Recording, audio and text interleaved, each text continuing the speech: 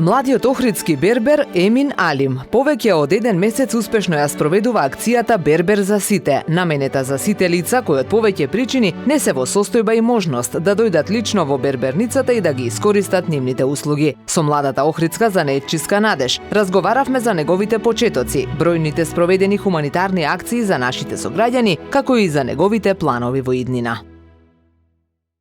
Емин, на почетокот да се представиш за оние кои можеби недоволно те познаваат и од кога почна да го печеш занаетот? Колку време веќе работиш? Најпрво јас сум Емин Алим, имам 19 години.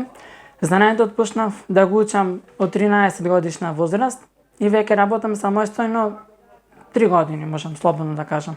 Толку млада зад себе веќе имаш доста направено. Бесплатно ги подстрижуваш ранливите категории граѓани во Охрид кои не се во можност да одвојат средства за оваа намена, а најновата акција е Бербер за сите. Па кажи ни за кого е наменета? Точно, најнова акција ми е Бербер за сите. Наменета е за постарите лица и немоштените кои што не може да посетуваат бербер. Затоа јас одам во нивните домови и ја вршам таа берберска услуга кај нив. Каков е интересот до сега? Колку си задоволен од текот на акцијата? Интересот е одличен, одлично сум задоволен и се надевам дека во иднина побарувачката ќе е многу поголема. Покрај ова и предходно со твојот татко имате направено бројни хумани мисии. Колку за тебе е тоа сатисфакција, поука за работата во иднина? Точно, со мојот татко имаме правено доста мисии. Сакам да помагам на луѓе.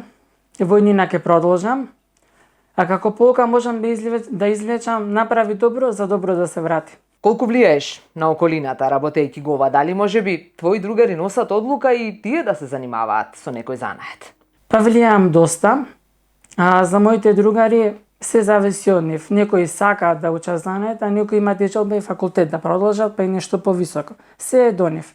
Дали по своја желба или по некои други планирања, сепак се е до нив. Во секој случај, доколку побараат совет од тебе, ќе добиете. Во секој момент. И кај вас постојано се случува нешто ново, па кажи ни накратко кои се плановите за периодот што престои. Секако имаме и нови планови за во иднина. Можно и за Божик да има некои изненадување, но нека остане како изненадување, нема да напоменам.